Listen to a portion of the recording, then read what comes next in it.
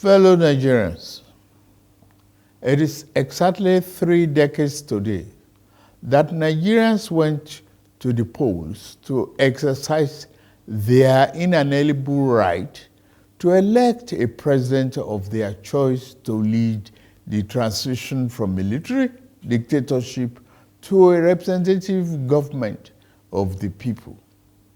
The abortion by the military fiat of the decisive victory of Chief MKO Abiola of the defunct Social Democratic Party in the June 12, 1993 presidential election, up to that time, the fairest and the freest election in the country's political evolution, turned out, ironically, to be the seed that germinated into the prolonged struggle that gave birth to the democracy we currently enjoyed since 1999.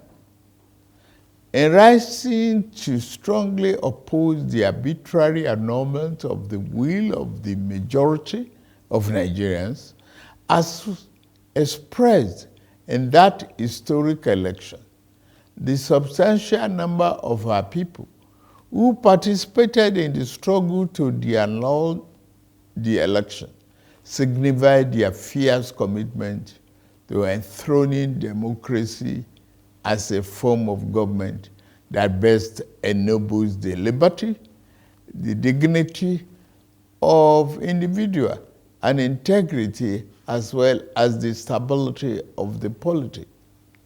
The fierce opposition to the annulment of June 12, 1993 presidential election and unrelenting pro-democracy onslaught it unleashed was the equivalent of the battle against colonial rule by our founding fathers that resulted in the gaining of Nigerian independence in 1960. Just like the anti-colonial movement, the pro-democracy June 12 vanguard demonstrated once again the enduring validity of the 19th century historian Arnold Toynbee's eternal postulation that civilization and society experience progress as they are forced to respond to challenges posed by the environment. The unjust annulment of a widely acknowledged free and fair election was a challenge that elicited resistance by a resurgent civil society, leading ultimately to the attainment of our second independence, as exemplified by the return of democratic governance in 1999. Fellow compatriots, we celebrate a day that has remained a watershed in our nation's history, not just today, but for every June 12, for the endless future that our beloved country shall exist and work stronger and stronger. Generation of Nigerians will always remember themselves that the democracy that is steadily going to become the defining essence of our polity was not gifted to us on a silver platter. We can easily recall the sacrifice and the martyrdom of Chief MKO Abiola, the custodian of the sacred mandate that was so cruelly annulled. He sacrificed his life in unyielding patriotic defense of the ideals of democracy, as symbolized in his choice by his fellow countrymen and women as their duly elected president. There was an easier choice for him. It was to forgo the justice of his cause and opt for the path of ease and capitulation in the face of the tyranny of power. To his eternal credit, and immortal glory? Abiola said no. He demonstrated the time-tested eternal truth that there are certain ideals and principles that are far more valuable than life itself. Every day on this day, down the ages, we will recall the several heroes of democracy, such as Kudirat Abiola, wife of Chief Abiola, who was brutally murdered while in the trenches fighting on the side of the people. We remember Pat Alfred Rewani, one of the heroes of our independence struggle, and Major General Shehu Musa Yar'Adua, retired, who was silenced by the military junta while in pursuit of democracy. They gave their yesterday for the liberty that is ours today. The point is that we must never take this democracy for granted. We must forever jealously guard and protect it like a precious jewel. For a people can never truly appreciate the freedom and the right democracy guarantees them until they lose it. We have transferred the dark, thorny part of dictatorship before, and those who experience it can readily testify to the unbridgeable gap between the dignity of freedom and the humiliation and degradation of tyranny.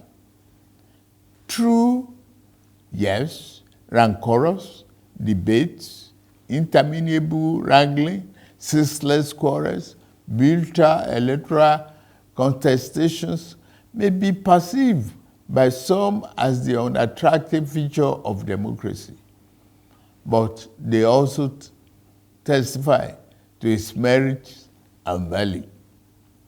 This year, we held the 7th in the cycle of elections that have become sacred ritual of our democratic practice in this dispensation since 1999. That the polls were intensely contested is in itself positive evidence that democracy is well and alive in our land. It is only natural that even as those who won and experienced victory in various elections are elated and fulfilled, those who lost are disenchanted and disappointed. But the beauty of democracy is that those who win today can lose tomorrow, and those who lose today will have an opportunity to compete and win in the next rounds of elections. Those who cannot endure and accept the pains of defeat in elections do not deserve the joy of victory when it is their turn to triumph. Above all, those who disagree with the outcome of the elections are taking full advantage of the constitutional provisions to seek redress in court. That is one of the reasons why democracy is the best form of government invented by man. For Chief MKO Abiola, the symbol of this day, in whose memory June 12 became a national holiday, democracy is eternal. It is about rule of law and vibrant judiciary that can be trusted to deliver justice and strengthen institutions.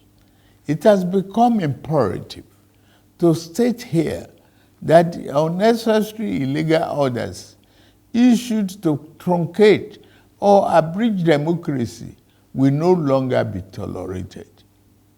The recent harmonization of the retirement age of the judicial officers is meant to strengthen the rule of law, which is a critical pillar of democracy. The reform has just started.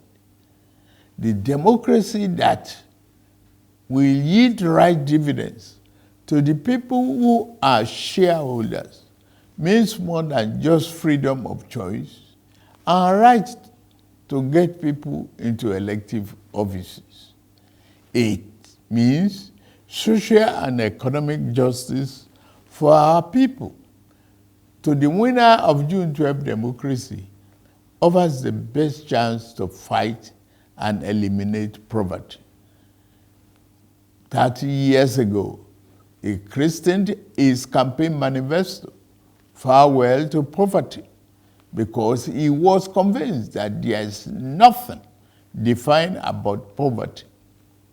It is a man-made problem that can be eliminated with clearly thought out social and economic policies. It is for this reason that in my inauguration address on May 29, I gave effect to the decision taken by my predecessor in office to remove the fuel subsidy, the albatross, and free up the collective use of much needed resources, which had hitherto been pocketed by a few rich. I admit the decision will impose extra burden on the masses of our people. I feel your pain. This is one decision we must bear to save our country from going under and take our resources away from the stranglehold of a few unpatriotic elements. Painfully, I have asked you, my compatriots, to sacrifice a little more for the survival of our country. For your trust and belief in us, I assure you that your sacrifice shall not be in vain. The government I lead will repay you through massive investment in transportation, infrastructure, education, regular power supply, healthcare, and other public utilities that will improve the quality of lives. The democracy MK Abiola died for is one that promotes the welfare of the people over personal interests of the ruling class, and one where the governed can find personal fulfillment and happiness. That is the hope MK Abiola ignited throughout our country in 1993. On this year's Democracy Day, I enjoy all of us, to rededicate ourselves to strengthening this form of government of free people that has been our guiding light these past 24 years. In particular, those of us who have been privileged to elect into public office at various levels in both the executive and legislative arms of government must recommit ourselves to offering selfless service to the people and delivering concrete democracy dividend in accordance with our electoral promises.